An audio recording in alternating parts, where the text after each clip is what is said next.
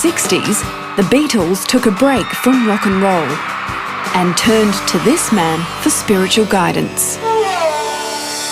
Maharishi Mahesh Yogi, an Indian guru who introduced Transcendental Meditation to the Western world.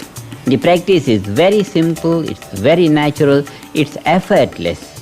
One feels relaxed, one feels happy inside. Maharishi travelled the world spreading the good news. His technique is practiced by over 6 million people. His key message was that life is bliss, that life is to be enjoyed. But extraordinary claims of levitation, yogic flying, and the ability to bring about world peace have made it highly controversial. The only evidence at this stage is people who claim that they have levitated. No independent observer has ever noted anyone actually rising off the ground more than just bouncing. Anyone can do that, it's just jumping up and down in the same place with your legs crossed. There's no doubt Transcendental Meditation has its critics. It's been labelled a cult, a religious practice, even an outright sham. But does it have health benefits?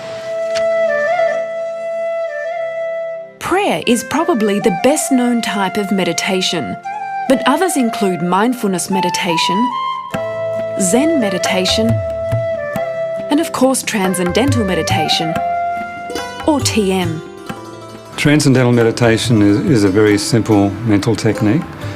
Practice 20 minutes twice a day with eyes closed. It's not a form of concentration at all. In fact, we just utilise our natural thinking ability. TM is an ancient Indian tradition, and it often conjures up thoughts of religion. As a practice, this has nothing to do with religion. People of all religions practice transcendental meditation. So let's close our eyes.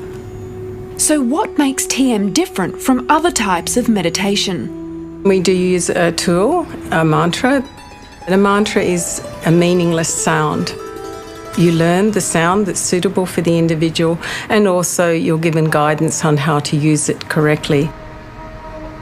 The mind becomes very still. That gives very deep rest to the whole physiology, the whole body gets deep rest, and the mind becomes more alert.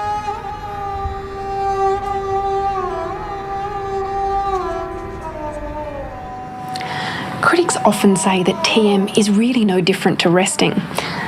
It certainly looks restful, but could there be something else going on in the brain that makes TM different? I decided to see for myself. We've come to Sydney's Brain and Mind Research Institute to put TM to the test. Dr. Andrew Kemp is a neurophysiologist and an expert at interpreting electroencephalograms, or EEGs. He's able to see whether the electrical activity in the brain is different during rest and transcendental meditation. Tanya, I'll just get you to close your eyes for us now. During rest, we expect to see the alpha brain waves in the posterior or back of the brain.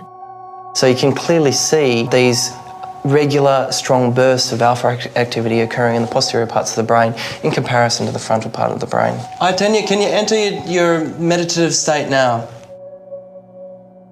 After 10 minutes of transcendental meditation, the EEG began to change dramatically. Look, we're observing increased alpha in the posterior region as well as the frontal regions at the same time. It's nicely synchronised. It's a completely different EEG trace to what we're observing during the eyes open, eyes closed states. So resting is certainly different to doing transcendental meditation? Yeah, absolutely. That's one of the first times that I've seen that. The prefrontal cortex is what makes us human. It's responsible for our judgment and planning. When we're under stress, that gets shut down, and so we become more impulsive. When we meditate, the stress reduces, and the whole brain starts to once again function the way it was meant to. So then we're able to be more insightful. Transcendental meditation was agreed. One report combined over 140 different studies and showed that TM was twice as effective at reducing anxiety compared to other methods.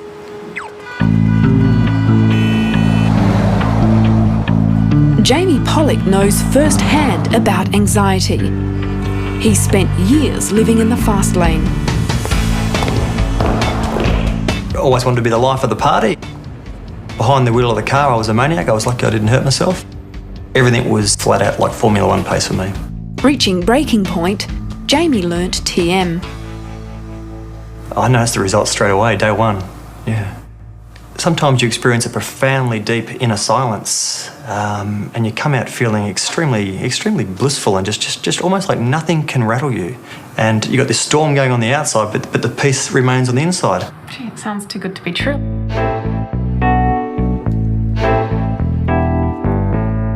Psychiatrist and former Director of Mental Health in New Zealand, Dr. Nick Argyle, says the earlier you learn, the better. The ideal time to learn would be in childhood because when your brain is developing through childhood and adolescence, you want to give it the best possible chance of fulfilling its potential. A growing number of schools across the United States have made TM part of the curriculum. Purely in learning terms, you see academic performance improve, but also you see the kids being more mature, being more cooperative, and say running into less behavioural problems.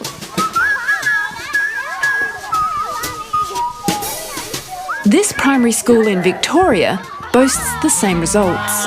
I teach mathematics to quite a few of those girls, and just to see the change in this 1 year from the time they started to do their sitting technique, it's just amazing.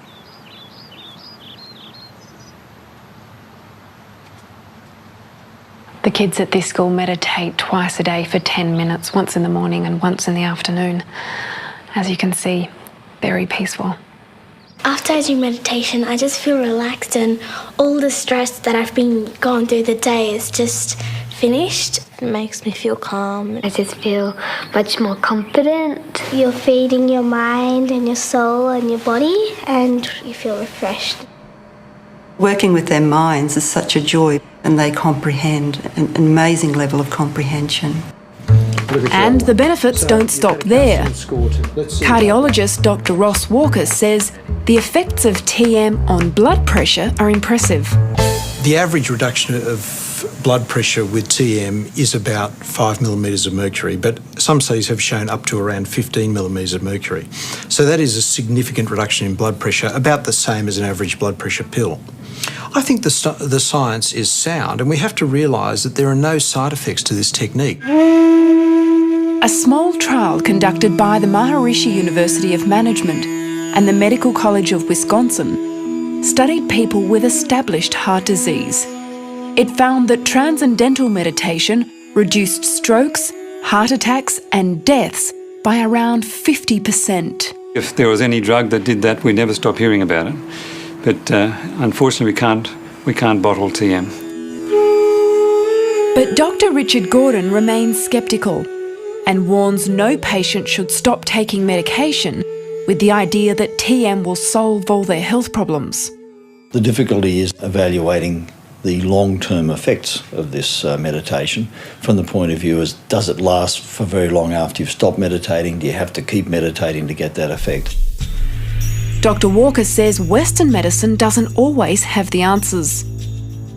In medicine, we've been taught for many years that proper medicine is drugs, surgery, and if you're really unlucky, radiotherapy.